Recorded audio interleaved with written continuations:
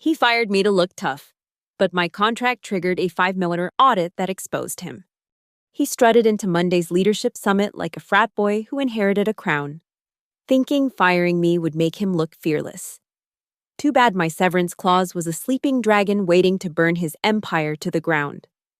When you've survived 4 acquisitions, 2 lawsuits, and an intern who almost set the server room on fire, getting axed by a nepotistic little emperor is just foreplay. My name is Madeline Shaw.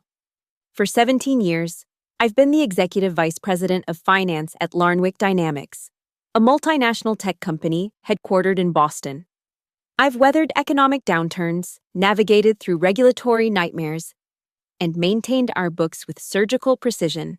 Numbers don't lie, even when executives do. That Monday morning started like any other. The quarterly leadership summit was scheduled in the glass-walled conference room we nicknamed the Fishbowl, where careers either soared or drowned depending on which way the tide was flowing that day. I arrived 15 minutes early, as always, arranged my leather portfolio precisely 1 inch from the edge of the polished mahogany table, and set my coffee mug, the one with accountability printed on it, to my right. The room filled gradually with the usual suspects: nervous marketing directors clutching their iPads like life preservers, product managers rehearsing their growth projections under their breath, and HR representatives wearing their practiced expressions of empathetic neutrality. The tension was palpable, more so than usual. Whispers circulated about the new CEO's vision announcement. I'd heard the rumors. Of course, restructuring was coming. But after 17 years, you develop a certain immunity to corporate panic. At exactly 9:03 a.m., Braxton Vellon made his entrance, 3 minutes late, just enough to assert dominance without seeming unprofessional. The room fell silent as he strode in, his Italian leather shoes clicking against the hardwood floor. The founder's son wore his father's gold-plated watch like he was cosplaying Napoleon, waving his hands as he spoke to emphasize points that didn't need emphasizing. "Good morning, team," he said, though his eyes didn't meet anyone's. "Today marks the beginning of Larnwick's renaissance." I almost rolled my eyes. 4 months as CEO, and suddenly he was Medici incarnate. Braxton had spent most of his career floating between vanity projects funded by his mother's unwavering belief that her son possessed some hidden genius. The reality was that his Harvard MBA and last name were his only qualifications.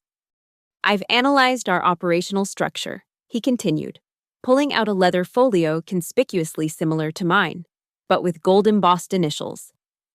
"And I've identified redundancies that are holding us back from true innovation." I should have sensed the danger then. In corporate speak, redundancies rarely refers to systems. It refers to people. People like me who ask uncomfortable questions about where money is going and why. Braxton pulled out a single sheet of paper. "I'll be direct. The following positions are being eliminated, effective immediately." The room collectively held its breath. He began reading names, departments, and years of service like he was reading ingredients off a cereal box. Each name hit the air with the finality of a guillotine drop. James Patel, Consumer Research, 8 years. Denise Washington, Enterprise Solutions, 12 years. Samir Khan, Regional Operations, 5 years. And then, Madeline Shaw, Finance, 17 years. He didn't look at me. Instead, he scribbled something on a Post-it and slid it down the table. It skidded to a stop in front of me. "Terminated, effective immediately." It read in hasty chicken scratch. I remember feeling oddly calm. 17 years reduced to a Post-it note. I carefully closed my portfolio, stood up, and walked to my office without a word. The weight of 24 pairs of eyes followed me out. My office was a testament to minimalism. No family photos, no inspirational quotes, just a small potted cactus and a framed picture of my fat tabby cat. Toasty. I didn't need much to do my job effectively. I placed both items in my leather tote, along with my personal laptop and a single manila folder I always kept in my locked drawer. As I passed by Braxton's new assistant, she looked up nervously. "Ms. Shaw, HR would like to..."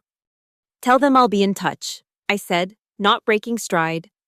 At the elevator, I encountered Layla from marketing, her eyes wide with disbelief. Madeline, I can't believe. Thanks for the clarity. I replied with a smile that didn't reach my eyes and stepped into the elevator. It wasn't until I reached my car in the underground parking garage that I allowed myself a moment of reflection. I wasn't angry. I wasn't even surprised. What I felt was a curious sense of anticipation. Because Braxton Vellon, in his arrogant haste, had just made a catastrophic mistake. 5 years ago, following a $1.2 million accounting irregularity I uncovered in our India division, I negotiated a special clause in my contract with Irina Vellon, Braxton's mother and then chairwoman. Clause 19B, to be precise. It stipulated that if I were ever terminated without documented cause through proper channels, the company would be required to trigger an independent forensic audit within 72 hours. At the time, Irina had agreed to it as what she called an early warning system. If anyone ever wanted to remove the company's financial watchdog without cause, there would be consequences. Braxton had just pulled the alarm. I drove home to my Beacon Hill brownstone, changed into comfortable clothes, and brewed a cup of peppermint tea. Then I sat at my kitchen island, opened my laptop, and composed a single email to a secure address. Legal. Audit. Lauren Wickelgassy. Net. I attached the post-it note, scanned, and my termination summary from the HR system I'd had the foresight to download before leaving. No message, no comment, just the evidence of my improper termination. Then I hit send. Irina had always viewed me as a necessary blade. Not a friend, not an enemy, just a tool she needed to keep the company balanced. I wasn't particularly well-liked among the executive team. I didn't attend their weekend retreats or join their children's charity galas. I did my job. I protected the company's financial integrity. And I kept quiet about the smaller indiscretions I observed over the years, understanding that some flexibility was necessary in business. But what Braxton had been doing since taking over wasn't small. The whispers had reached me: extravagant expenses, questionable investments, resources diverted to pet projects. Nothing concrete enough for me to flag officially, but enough smoke to suggest a wildfire burning somewhere in our books. Now I wouldn't have to find it. The forensic auditors would. The afternoon passed quietly. I didn't receive any frantic calls from HR or hasty offers to reinstate me. Either Braxton didn't know about Clause 19B, or he didn't believe I would trigger it. Both were miscalculations. I sipped my tea and watched my screen like a matchkeeper watching gasoline leak from a tank. The slow, steady countdown to ignition. By evening, I fed Toasty his premium cat food, took a long bath with lavender oil, and slept soundly for the first time in months. The weight of protecting a company from itself had finally lifted from my shoulders. The next morning, at precisely 8:30 a.m., 3 men in tailored suits and a woman carrying a portfolio as thick as an iPad walked into Larnwick's lobby. No announcement, no warning, just the calm, deliberate entrance of financial bloodhounds who had caught a scent. I imagined the scene: Braxton, interrupted during his Tuesday brunch meeting at the Four Seasons, dropping his mimosa as his assistant whispered urgently in his ear about a forensic audit happening on the executive floor. The sudden realization that he'd miscalculated. The dawning horror that his empire of mirrors was about to be thoroughly examined. The auditor's first request would be simple: all executive-level credit card expenses for the past 2 years. And that's where they would find the first irregularities. The $250,000 from the Innovation Booster Fund that somehow found its way to a shell company called Epsilon Root, connected to a crypto startup Braxton had mentioned at a cocktail party. The coaching retreat in Iceland that was actually a vacation for 2 Instagram models with personal connections to our new CEO. The $18,700 strategic dinner at a Miami nightclub where no business was discussed. I knew because I had seen the patterns. As EVP of Finance, very little escaped my notice. I hadn't gathered explicit evidence, that wasn't my job. But I had noticed the anomalies, the explanations that didn't quite add up, the paperwork that arrived too late with signatures that looked rushed. The head of the audit team would be Ali Tran. I'd trained her as an intern back in 2012. Now she was a senior forensic examiner with one of the top firms in Boston. She would be thorough, methodical, and utterly unmoved by Braxton's inevitable charm offensive. By mid-afternoon, the first signals began emerging from inside Larnwick. Former colleagues who still respected me sent discreet texts, auditors requesting access to the secure financial servers, IT being instructed to provide all email communications related to certain projects, meeting rooms booked indefinitely for compliance review. Then the leaks started. An employee somewhere within the company sent an anonymous image to the audit team, a receipt for $18,700 from that Miami nightclub, marked as Strategic Partnership Development, with a handwritten note in the margin, B.V. approved. The company Slack channels grew quieter. Rumors spread like wildfire. Why was she fired?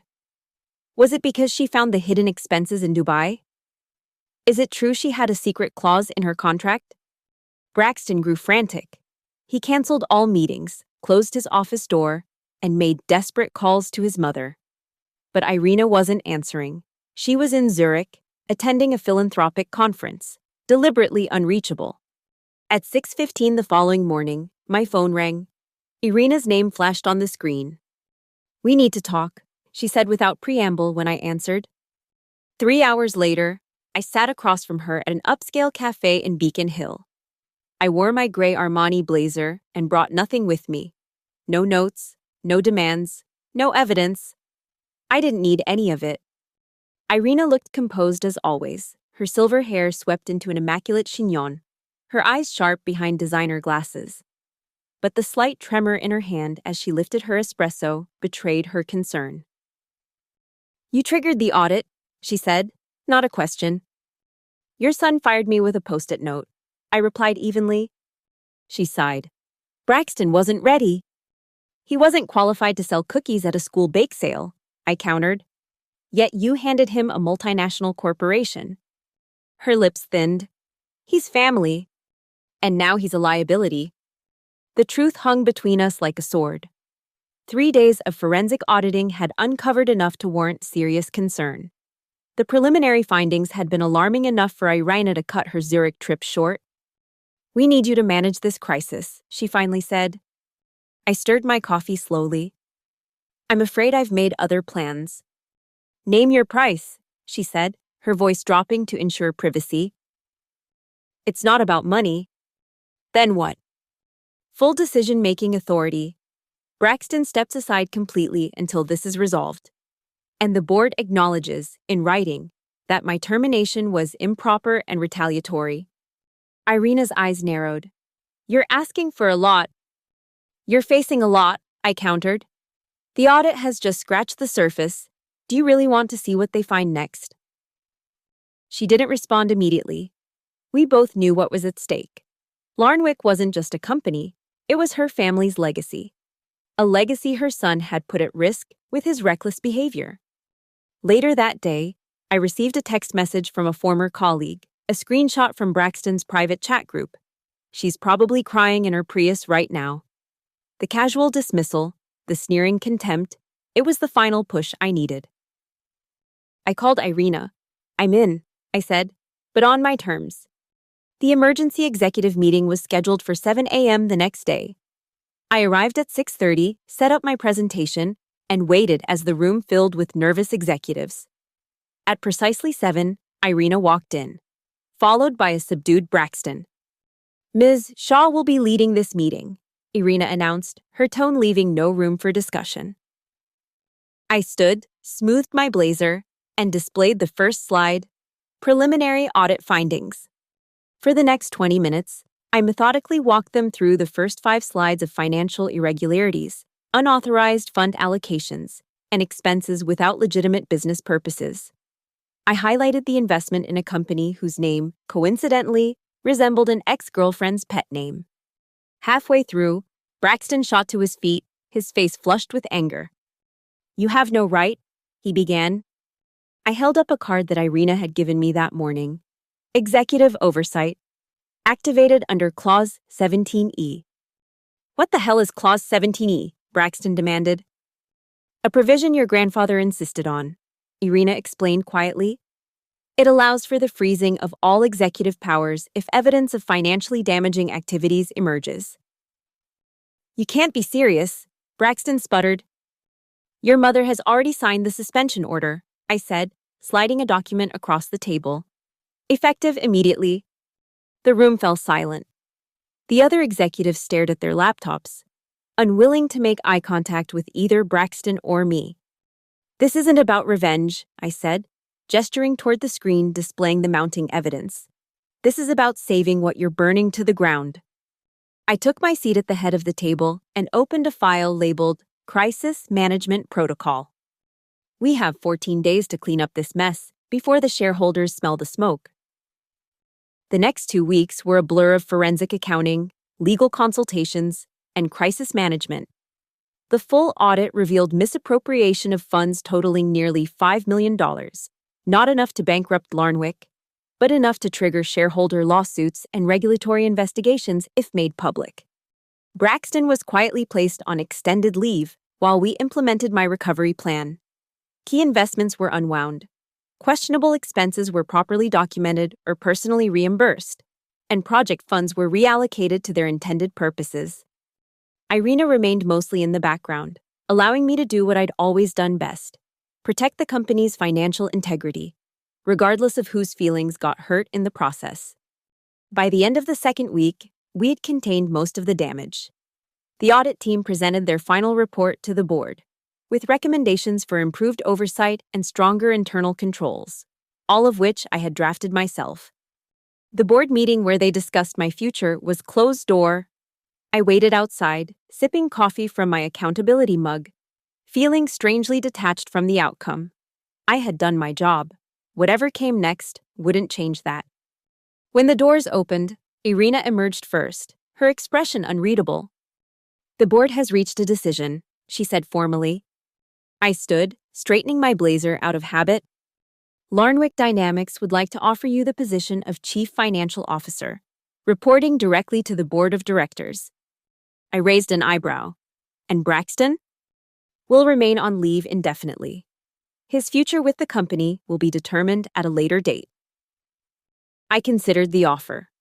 CFO meant more responsibility, more scrutiny, and probably more enemies. But it also meant the power to implement the financial safeguards I'd been advocating for years. I'll need my own team, I said, and full autonomy over financial operations. You'll have it, Irina promised.